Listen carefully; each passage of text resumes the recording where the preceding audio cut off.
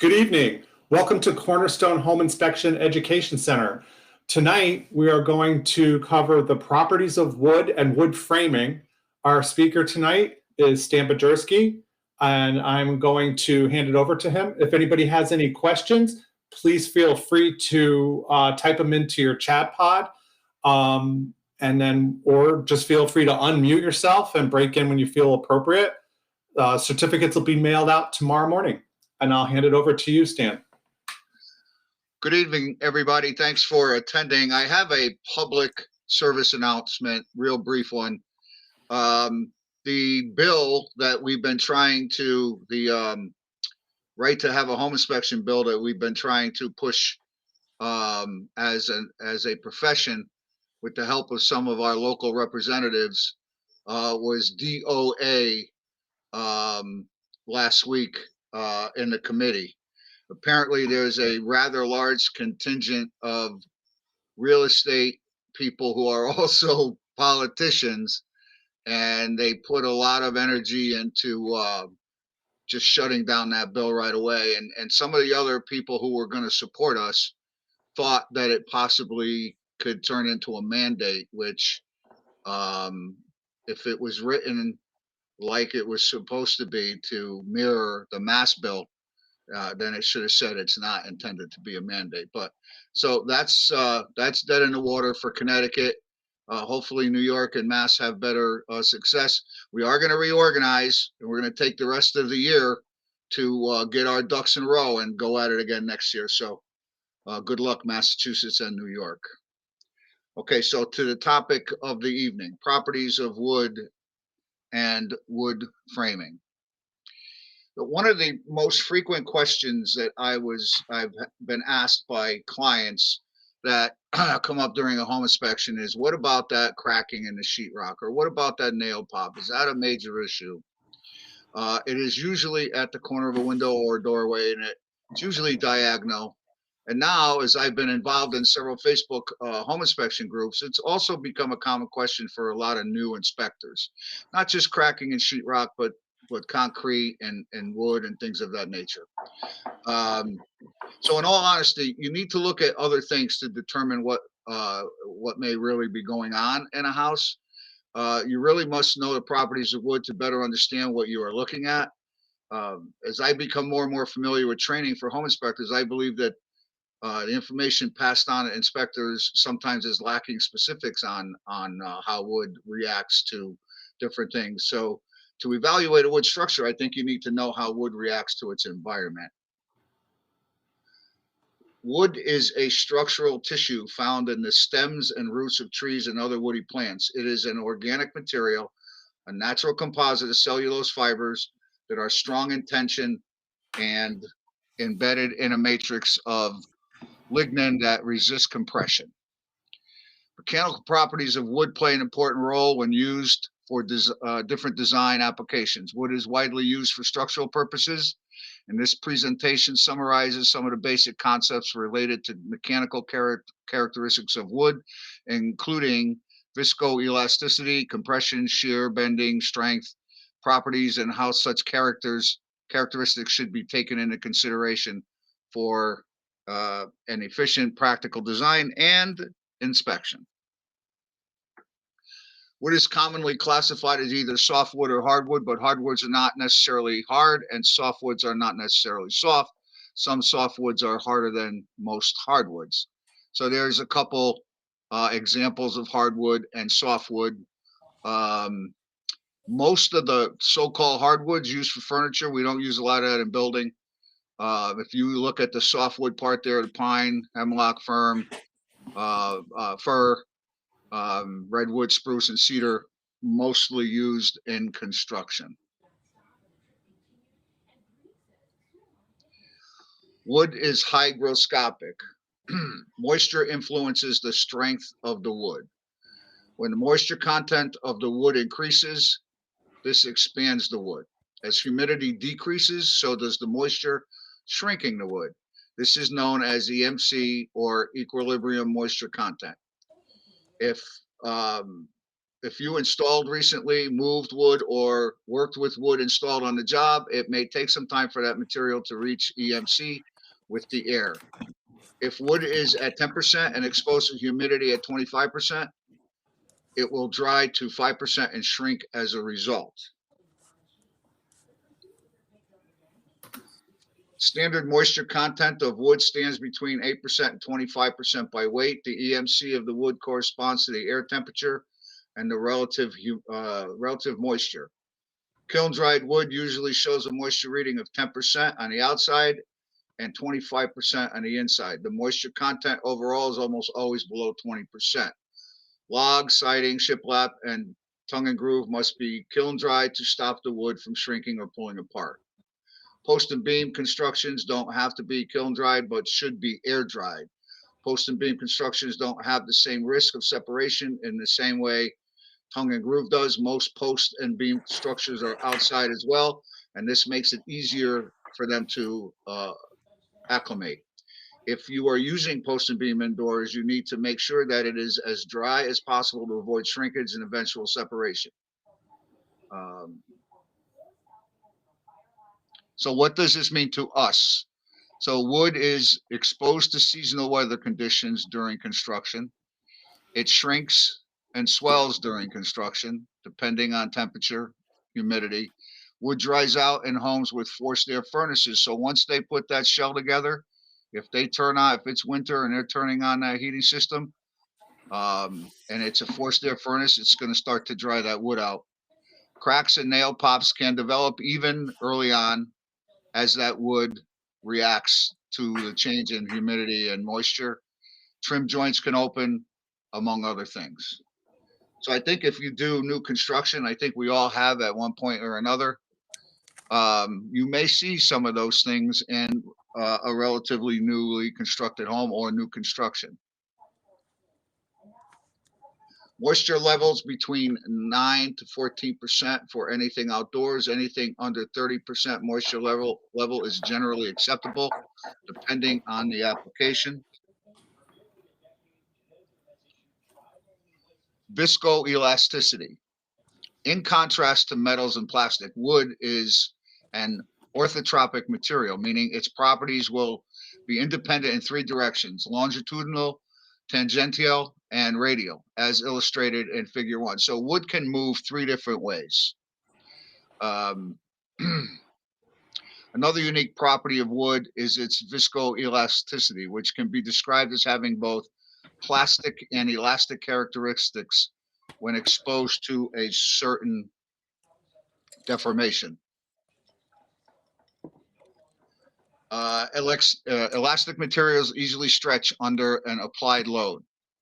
However, they return to their original condition once the load is released. In contrast, plastic materials stay at the stretched condition even if the load is released after a long period of time. The behavior of wood products is between the above two types of conditions. So that bookshelf, for example, can be used to illustrate the viscoelasticity of wood. A number of books are put on the shelf, and in time it will have a limited amount of sagging deformation. When all the books are removed from the shelf, it will never return to its original flat condition. Thus, there will be a residual deformation left because of its viscoelasticity. Also, a lot of that has to do with the span. You know, if probably you had a little, what do they call those things you put next to the bed? A little smaller in width, and you probably pile a whole bunch of those books on there, and that's not going to bend because the span can handle that. But when you have something as big as a coffee table and you start loading it up, it's going to bend. Floor joists are similar in a house. Compression. Compression of wood and wood-based materials plays an important role in almost any construction project. If the compression strength or bending strength of a 2-inch by 4-inch beam is not known, deflection due to bearing a load may cause significant deformation, which could even lead to its failure during service life. Therefore, most softwood construction lumber is graded based on allowable load resistance, which can be determined from a stress test. However, strength properties of hardwood lumber are not that critical because the majority of it is used for furniture manufacturing and is not exposed to substantial loads. Compression or shear strength of a wood beam or truss used exclusively for construction can be calculated based on the following equation. I just put that there. We're not getting into that. So this is where we start to the properties start to come in play with construction. If you miscalculate something, if you overspan something, we are going to be running into issues. They could be minor, they could be major. I just want to add something here. Jeff and I we did an inspection, and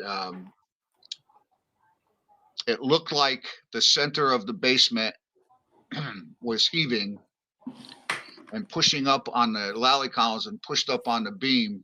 And if you went upstairs and walked over that, you can feel the hump. There was cracking at the edges of the foundation slab as well. And I described what we saw and what possibly could be happening. The buyers knew about this. They saw it before, and they had scheduled a structural engineer to come in.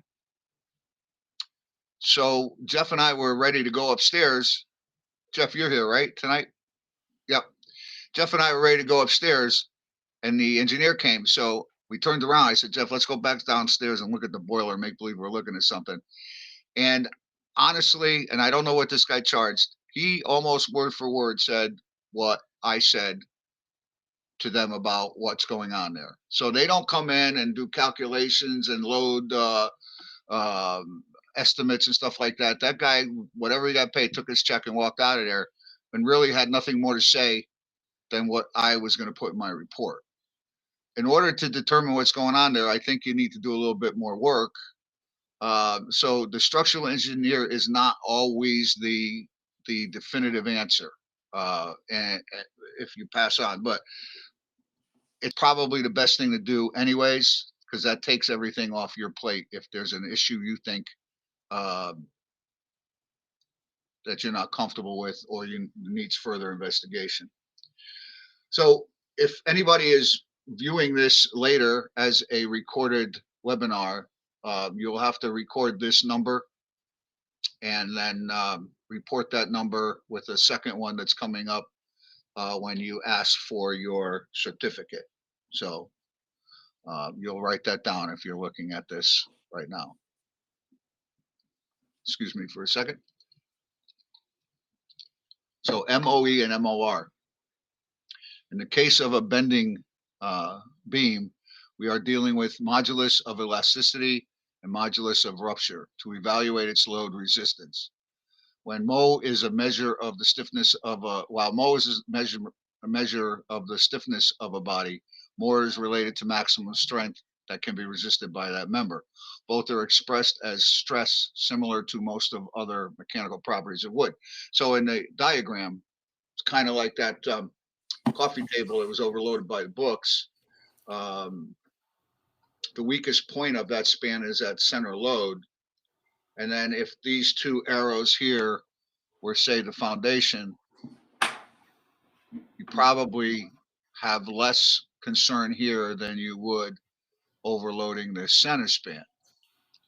And then if you overload it, you are going to get deflection. So that's the dip, and that's measurable. And this beam here, or if you want to call it a floor joist, is going to be, the deflection will be dependent on how thick that beam is. And so like a 2x8 will deflect faster than a 2x10, so on and so forth. We all know this, but we're just going to go over all that anyways. So it's been my experience that with species of wood, there's a certain span that they can be used in without center support, and 9.999% of the 90% or 99% of the time, they're going to go to the maximum of that span when they build. And you still may get a deflection, maybe not as much the thicker the floor joists, but they will try to steal as much space as they can from that span. In general, depending on the species of wood, wood has more values of 8,000 to 2,500,000 psi and 5,000 to 15,000 psi respectively. And both values of different species can be obtained from various references for a particular design. There are tables. I put one in here. We don't have to get into that, but it does show that each species has different values. And when selected, if you're going to get that specific, you select them upon those values. But I think most wood is selected by cost per lineal foot.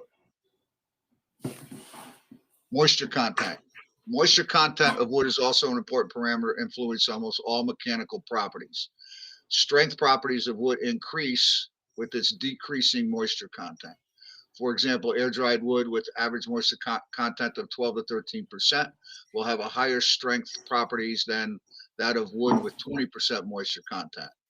In general, wood is dried to 15 to 20% moisture for typical structural applications rather than using it in a green condition. Strength properties of wood also can be estimated using the equation below. And again, I just want you to know that there are ways to figure these out. We're not going to get into that.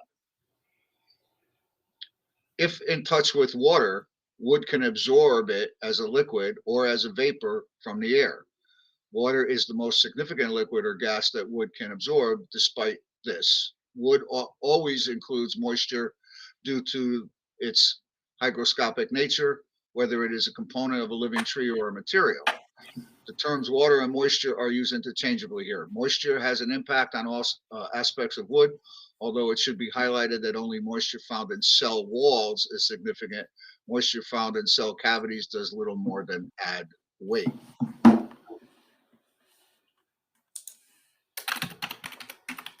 So wood shrinks and swells. When the moisture level in wood varies below the fiber saturation point, dimensional changes occur. Shrinkage and swelling are caused by moisture gain and loss, respectively. These dimensional changes are anisotropic, meaning they differ in the axial, radial, and tangential directions. Roughly 0.4%, 4%, and 8%, respectively, are the average shrinkage values. Volume loss is around 12%, but there are significant differences between species. These numbers are provided as a percentage of green dimensions and correspond to transformations from green to oven-dried condition. The cell wall structure is primarily responsible for differential shrinkage and swelling in various development orientations. So the moisture that wood will always retain will vary, and then it will change the strength and the size of the wood. So when you're in a house, you know, it depends on when we're inspecting a house. You could be in a house when it's very dry in the winter, and you may see, I don't report on it unless it's really, really bad, but you may see open miter joints, just, you know, things that you might think should have been caulked. If you were there in the middle of the summer, those might be closed. It's just the nature of wood to change based on humidity and moisture content. There may be a hump in the floor someday, in certain days, that might kind of go away when it's dried out.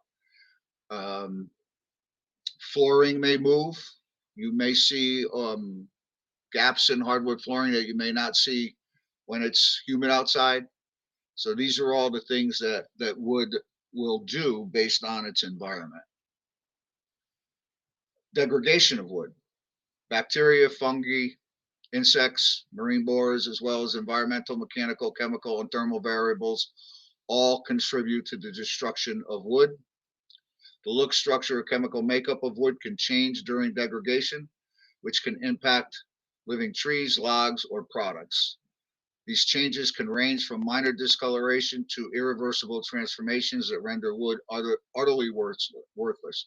So I see that a lot in detached garages that were probably in older homes, probably built right on grade. and then somebody comes in and puts a asphalt or concrete slab in the garage, or it might have been built that way. And now, because that wall frame goes right down to the ground, and there's less chance of it to dry. A lot of times, parts of the sill plate, if they're wet all the time, turn into mush. Actually, don't even exist. I've seen it many times in 35 years.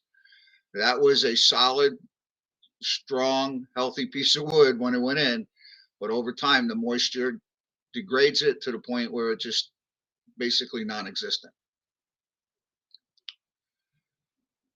So the tombs of ancient Egyptian pharaohs, wood can last for hundreds of thousands of years.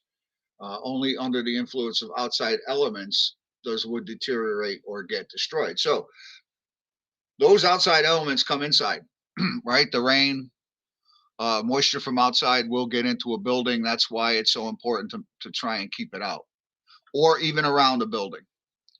So mechanical properties, the mechanical or strength properties of wood are signs of its capacity to withstand external forces that could potentially tend to alter its size and shape. The amount and method of applications of these forces, as well as the density and moisture content of the wood, affect the resistance to those forces. In the axial direction or parallel to the grain, wood strength characteristics are noticeably different from those across the grain in the transverse direction. The strength of the wood in tension and compression, shear, cleavage, and hardness, static bending, and shock are some of its mechanical characteristics. Respective tests determine strength per unit of loaded area, as well as other strength criteria, including toughness, rupture modulus, modulus of elasticity. Those are things that you don't discuss at an inspection, but scientifically have an impact on wood. Thermal properties. Even though wood expands and contracts with variations in temperature, shrinkage, and swelling brought on by changes in moisture content are much more significant dimensional alterations. Such temperature-related expansion and contractions are typically insignificant and of no practical consequence. Surface checks can only occur at temperatures below 32 Fahrenheit. Frost cracks can occur in living trees due to uneven contraction of the outer and inner layers. Compared to materials like metal, marble, glass, and concrete, wood has a low thermal conductivity. Light and dry woods are superior insulators because thermal conductivity is highest in the axial direction and increases with density and moisture content. So heat, temperature doesn't really change the shape or affect the wood that much. So there are terms that people use to define how wood is changing or moving. I don't know if everybody's heard of this term. I heard it a long time ago. Somebody brought it up at an inspection. They called it creep. So it's not some guy lurking around outside somebody's window at night. It's the time-dependent deformation of loaded members undergoing elastic deformation. So it increases deflection. Creep can cause an increase in deflection over time, which may affect the integrity of the structure. In some cases, creep of wood can lead to structural instabilities, particularly in structures such as domes. And creep is an important consideration for long-term behavior and durability of timber structure. So if you're going to load a piece of wood, it is going to move under that weight, either very little and not noticeable, or enough, and a lot, and it doesn't all happen at once. So it kind of creeps, and most of the time will hit a spot where it's not going to move anymore. It's probably interchangeable with settlement if you want to look at it that way. Warping. Warping. Wood warps when the moisture content in the wood changes unevenly. This causes the wood to move. Think of it this way. You have a 2x4 that gets wet. As it dries, one part of the board dries faster than the other, causing the drier area to shrink faster. That causes stress on the wood and can cause it to warp or bend. So I don't know if you've ever picked 2x4s out of a bundle at a lumber yard, Home Depot or Lowe's, but some of them are pretty bad. And you know, the ones in the middle are probably more stable than the ones on the outside of that bundle. If you sight them down, you're looking at them down the line there, they get pretty bad. Um, that's all because that wood, well, first of all, when you think about shipping wood, it's going to be subjected to all kinds of temperature changes, moisture changes from where it originates to where it's going to go. And then it sits in the store, probably does most of its drying out in the store.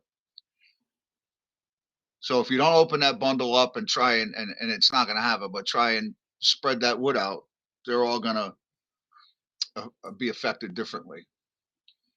So other versions of warping, you can have a bow in a piece of wood. It could be kinked at the end.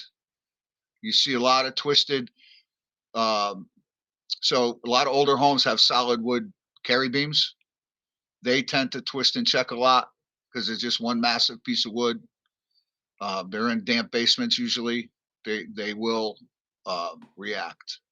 Hey, Stan. Yes. On carrying beams, your main girder in a basement, especially on older homes, a lot of times I'll see a horizontal crack running the length of the beam. I do call it out in the report, but what I tell my customer is it's not as big a concern as, you know, other issues that can happen to that beam, not being well supported, missing sections, that kind of stuff. And my understanding is fairly easy to repair by just running some lag bolts through it with a couple of plates on each side. Well, you know, it's the problem is determining if it actually needs a repair. If you want to do it just for the hell of it, because sometimes some of those beams that I've seen look like you could probably stick a big screwdriver in there and split them apart. Yeah. You know, so if you see a belly at that check, I've seen people put metal with through bolts trying to hold the two, you know, what looks like two pieces together. Additional jack columns underneath. Um, and people look at when you don't know what you're looking at. If you've never owned a home before and you see a crack in anything, it's a concern. And then when the home inspector goes, "Oh, that's normal," and walks away, sometimes those people aren't comfortable. So I kind of take the time to give them a little bit of knowledge while we're there, just to calm them down a little bit. Unless I think it's a major issue, okay? Because then they're going to know that right away. I'm going to tell them right away. But you know, you brought up checking. So checking occurs when lumber is rapidly dried. The surface dries quickly while the core remains at a higher moisture content. So that's solid girder in the old houses. The outside dries, the inside is still damp. Okay, and that's how the checking basically occurs. If you look at the caps on deck railings, they're thinner. They'll still check. The floorboards on decks check. It's all the result of the surface attempts to shrink but is restrained by the core. And that restraint causes tensile stresses at the surface, which if large enough can pull the fibers apart and thereby creating a check. So, you know, if the board is warped and checked and somebody running their hand down or has, you know, checking that is almost like slivers, I just tell people, you can't sand that down. You could try and sand that down. You'd have to really take a lot of wood off to sand that down. You know, deck wood gets to a point where it's going to need to be replaced. All right, but that's what we typically see on older, even pressure treated wood will check, but a lot on the outside of the house. So here's a couple pictures. There's a now that looks like it's sliced right across here. People would get worried about that. So some guys put brackets on here and pull it all together, and I'm sure that works. Here's just some minor checking on the railing cap. There's some in this floor here. This is another girder that's got multiple. It's drying on the outside, not on the inside. Hard to determine if that's a structural issue or how far it can go before it's a structural issue. And I guess you have to kind of use your head a little bit and go, well, if that was failing, what would happen? Would it sag? I'm thinking yes. If the load didn't change on top of that and it's pretty straight, it's probably not an issue. But that's a tricky one because some checking can affect the structural integrity of a girder.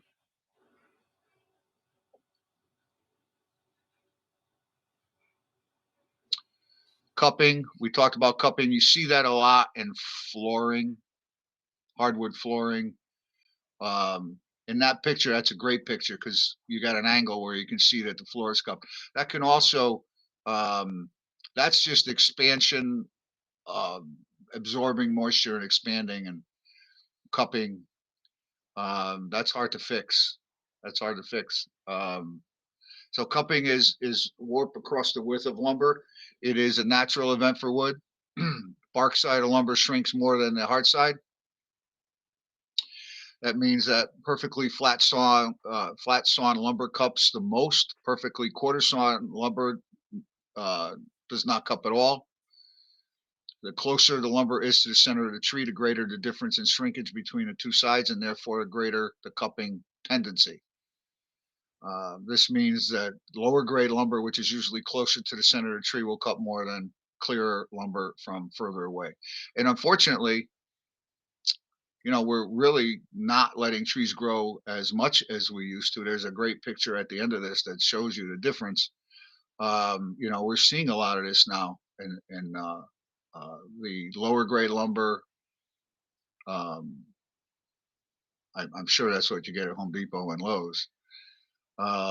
If the wood dries fairly quickly, then the outer fibers will be dry, which means they are fairly strong. These dry, strong fibers resist cupping.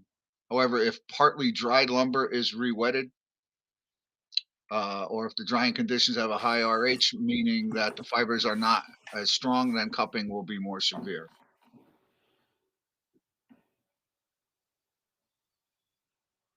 Crowning is a reverse of cupping. It's a piece of dimensional rough lumber is in the upward arcing curvature you see when you look down. Its narrowest dimensional edge. To see the crown of a common 2x wall, stud, or floor joist, you drop one end down, one end of the board down on the ground and pick up the other end. You rotate the piece of lumber so that the 1.5-inch wide surface is pointing to the sky.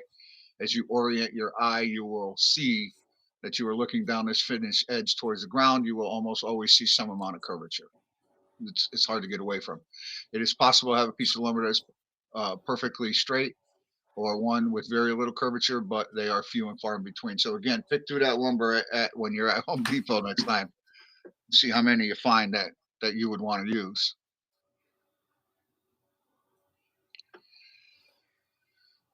Did we cover bowing already? Is this a repeat? So bowing is a type of warping that occurs when the end of the board curves upward due to uneven distribution of moisture among the wood cells. This type of warping is also known as longitudinal warping. Primary cause of bowing is uneven drying of the wood fibers, which shrink when they dry out. The amount and direction of bowing depends on which part of the board dries more quickly. To correct bowing, you can restore moisture to the cell, straighten the board, and allow it to dry evenly. That's a little difficult, and it takes a while, but you wet it, and you clamp it, and you got to let it dry out again and see how much of the bowing you've taken out. Just go buy another piece of wood. So here's the picture I was talking about. So the top piece is a 2018 piece of wood, and then the bottom is a 1918. If you notice, the old growth has 60 rings and the new growth has only 16. The old wood is more dense, stronger, burns slower, and is more insect resistant. The new wood was grown for the sole purpose of being used for timber, and the old growth was taken from natural forests, which we have very few natural forests left. So 1918, we've all been in houses that were built 1918, 1920, in that era. I don't know if you pay attention, but termite damage in those houses is usually minimal. The wood is too dense for them to really dig into. So you'll see scarring, you'll see the tubes. But I'm going to say 80% of the time, there's not enough damage to be an issue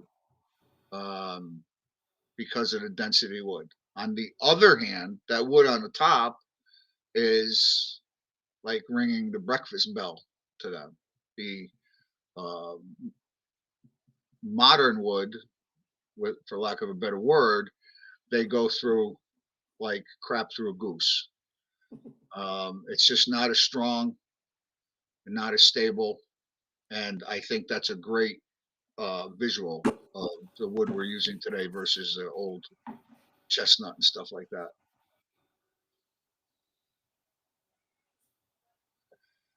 So nail pops are generally caused by the movement of the wood in the house as it twists and expands and contracts, whether it be from expansion and contraction, settlement, or even truss uplift, which we'll talk about, I think, in this presentation as well. So people pick up on that. It seems small, and we can poo-poo it. Next time you paint, you drive that back in, spackle it, and you paint over it. But what if you saw a lot of that, a lot of nail pops and stuff like that? It could be significant wall movement. So you have to use your head a little bit when you're walking through a house. And then you also want to look around that, underneath that, on top of that, outside of that wall, just to make sure that there isn't anything else affecting that other than the simple movement of wood.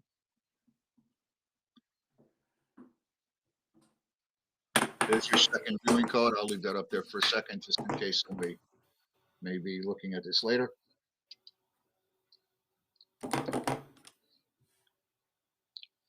So truss uplift.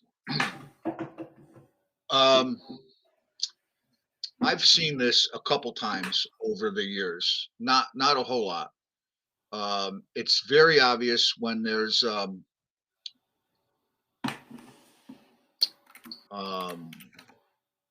well, I guess it's obvious even if there is a trim on the ceiling as well, but the differences in temperature and perhaps humidity that we just described can cause the roof truss to arch upward at its center, often seasonally as attic temperatures and moisture conditions vary. Because the truss ends are secured to the building exterior walls, a location that resists outward thrust, as the truss bottom cord wants to expand along its length, force pushes it upward into the attic space. So if you took a toothpick and squeezed it, you force it up. That's kind of what's going on here. It can't push any more against the wall as it expands, so it goes up. The truss uplift is most likely to be observed at the ceiling wall junction, or a central interior wall partition that runs at right angles to the direction of the roof trusses, or in other words, interior partitions that are parallel to the house front and rear eaves. So that's where I would typically see it. I believe, and I should have looked this up before when I was putting this together, I believe some builders are now attaching the truss to the wall framing to try and prevent that from happening. I'll get more information on that. So that's where you may see cracking or this obvious that something has moved up there, and it comes back down and it goes back up. Some guys will nail the roof, the crown molding to the ceiling so that when it moves, you can't see the actual seam between the wall and the ceiling. That's where the cracks occur.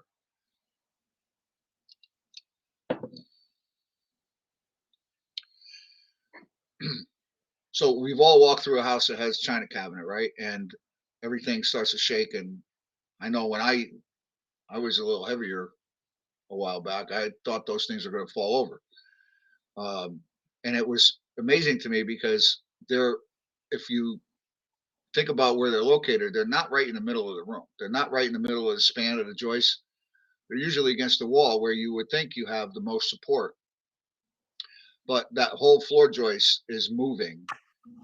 All right. And you will, well, in my opinion, you'll see that more in older houses that have 2x8s because they're just not as strong as a 2x10 or a 12. But that's the span and the strength of the wood and the deflection, that center span when we're walking across there. So what might we see during a home inspection that would be related to the properties of wood? We discussed a lot of it, but we'll go through a few things. So you may see sagging.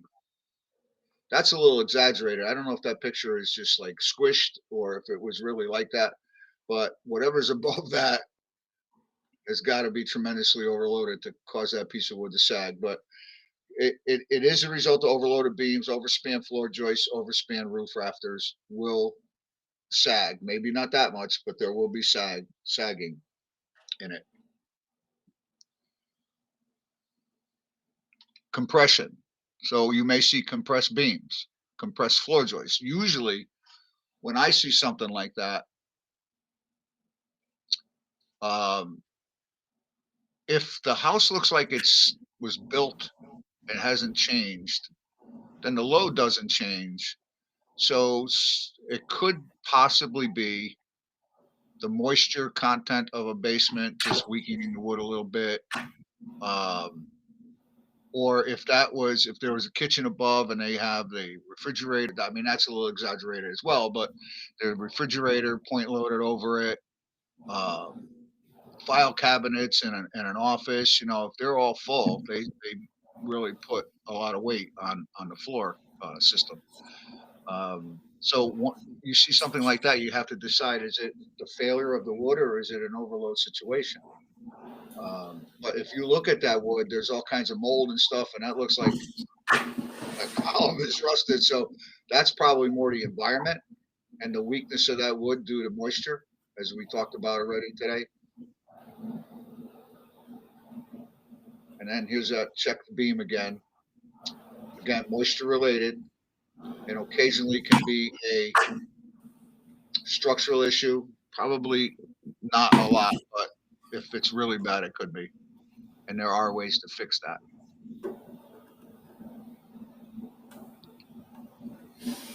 And warping, we're usually going to see the warping in hardwood flooring, deck materials, and actually exterior wood and sometimes siding,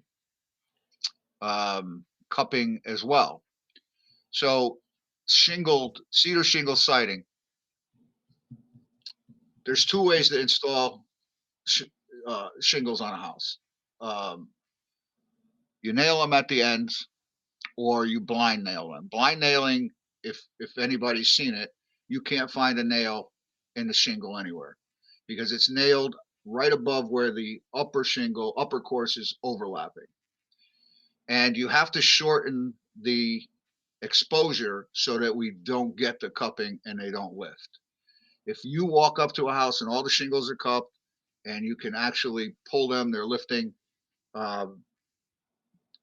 those shingles are overexposed and they are now cupping from moisture and weather. And there's really no way to fix that. I don't see it a lot, the blind nailing. When it's done right, it looks pretty cool. But it's residing time at some point with that because they're going to crack, pieces are going to fall out. But that's one exterior warping or cupping situation.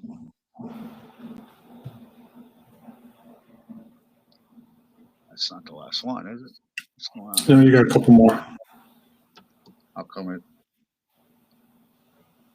I can't change this? Got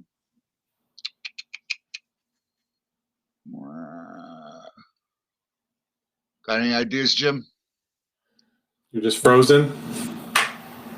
I guess. Let's see. There you go. Okay. We already talked about nail pops and cracks. There's a lot of framing here, right? There's a header, usually around the window and door, jack stud, king stud. Those are all going to move. Expansion, contraction. You'll get some cracking in the sheetrock depending on how the house is framed, what's going on behind here, what type of wood was behind here. And unfortunately, time to paint the house. We're going to set this nail, spackle it, paint it. We're going to fill this crack and paint it. And then if conditions in the house don't change, they're going to come back. Maybe not that nail popping, but another one. Screws are better, but the cracks will come back. And you'll see, I've seen it a lot where it looks like the crack was already repaired once and it opens up again. It's just the nature of the beast. Some houses are less likely to have that than others. And that probably has a lot to do with builder taking a little more care in building the house, but we can't really prove that. Am I going the wrong way now? Yeah. Oh, No, I think you put that in twice. so moisture in the house from damp basements or crawl spaces. Your house acts as a chimney. All that moisture is going to rise through the house.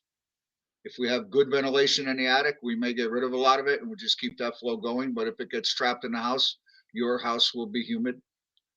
Poor grading, because that's what's contributing to some of your basement dampness and the dampness around the house. Poor ventilation, all those three things work together. If we don't have good ventilation, that moisture gets trapped in the attic. If we have poor, in some cases, just fix the grading, to extend the downspouts, and you get the water away from the house, and it does a world of good. Poor construction or renovations where water is getting through windows and doors and through the attic, through chimney flashing, plumbing boot leakage, stuff like that. And then deferred maintenance. So it could be caused by people not cleaning their gutters, not extending their downspouts, not caulking the exterior of the house properly. So when we go through, this is part of the puzzle. So when you complete your inspection, you may want to think about some of the wood defects that you may have seen and determine if any of these things can be factors in that. They all will be probably, but that's where moisture comes from in a house. Also, oversized air conditioning systems that don't take the moisture out of the house in the summertime. So sizing of air conditioning is kind of important as well. Socrates said education is the kindling of a flame, not the filling of a vessel. So your education and knowing what you look at and putting everything together is an ongoing process. There are going to be 3 more webinars that can be tied to this wood issue. Framing techniques, different types of foundations, and then I'm working on one for moisture in a house, where it comes from and how we can probably get rid of it. So they will all be kind of interrelated, where they're not going to be all back to back, but all these things, all these concerns and defects that we may find can affect other things, and that's what we're trying to piece together as we do a home inspection. So I know we're a little early, but I think that's the last. Wait, do I have one more? Oh, thank you. Thank you. It's probably a little boring. It's a lot of stuff that you know, but it's food for thought as you're looking around. You can remember a lot of this stuff and say, oh, that could be the result of just simply cleaning out the gutters and fixing your grading. And that's why some of the small things that we talk about during a home inspection are just as important as finding a major defect. Extending the downspouts may take that water out of your basement. Simple as that. But we don't know what people do after we leave. So they put their, back when I first started, there was a handwritten report that they would file away and never look at again until they had a problem. And then they'd dig it out to see if I told them about that problem. Today, the reports are on their phone, and they probably don't even look back at those reports until an issue develops and they want to see if you told them about it. So just be on your toes. And there's a lot of things to look at and a lot of things that tie together. But cracking is not always a major issue, whether it's in concrete, as we will discuss in a future webinar.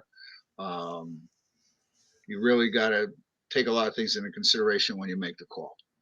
But if You you know, think it's a structural issue, then you defer to an engineer and let them take the hit if there's an issue.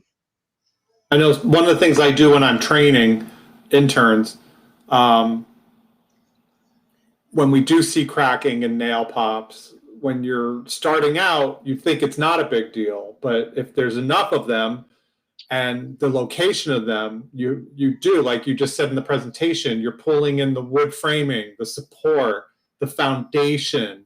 I go into the attic space. Is everything tied tightly together in the attic? Everything on the main support beam? Is anything pulling away? Windows and doors opening correctly?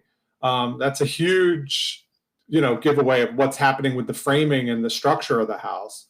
One or two nail pops, most likely not a big deal. But then if you have something more extensive, you're going down into the basement, there's extensive cracking of the foundation or something like that. So that's what we all do, is determine the severity of what it is, if it's significant, but obviously put, what we see in the report. And that was my question on that main girder. And it's sort of your judgment call. If it's a little crack, there's no squeaking, it's most likely not an issue. If it's a significant crack and it's an older home that maybe doesn't have the appliances that are going to be put in when new people buy the place, and maybe someone wants to renovate and put tile floors in, and those wood floors aren't going to handle that tile without proper installation. This all has to be sort of, an education process for the buyer. But it's good to know these things. This, like Stan said, this is kind of a dry presentation talking about wood, but it's extremely important to know when to really identify these issues and when not to overreact. We're going to talk about this in another webinar, but older houses are underframed by today's standards, but they're still standing. Less chance of degradation to happen, even with insects, but the wood still responds to the moisture. We may have, like, for instance, an old beach cottage. I've done hundreds up and down the coastline. A lot, 2x6, 24 inches on center. All right.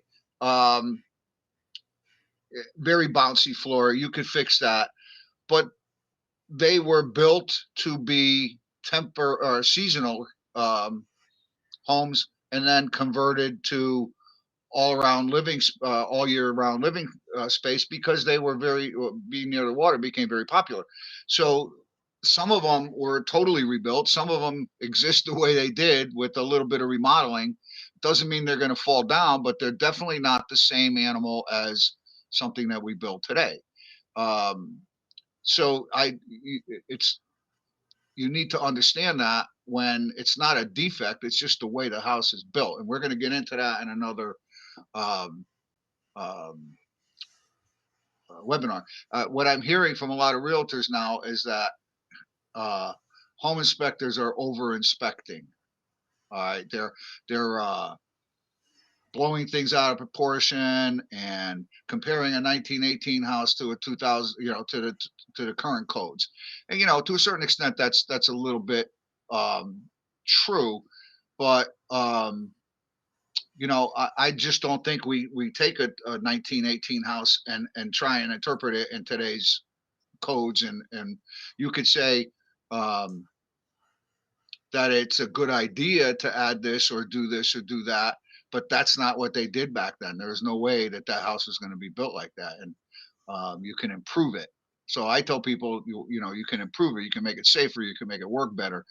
Anything I see, unless it's an absolute, it's just no brainer that it's a defect and needs to be replaced. So, we're getting off the topic a little bit, but just remember, wood doesn't like moisture. Moisture's all around, comes from a lot of different areas. The wood's going to do funny things. Different woods do more than others as far as reacting to the moisture. And when you see something, crack foundation, cracking wood, cracking walls, just look around and see what else is going on above, below, next to it, outside even. And then make your comment when you have all that information to work with. It's just makes you look smarter and maybe avert a question or two down the line later on. I used to open my mouth right away, and then I started learning up. I better shut up till I get all the information in, and then make my comments. So you know, you learn, you make mistakes, you learn. If you don't learn from your mistakes, you're not going to last too long. So any questions? You guys don't mind wrapping it up 5 minutes early, do you? I think we're good.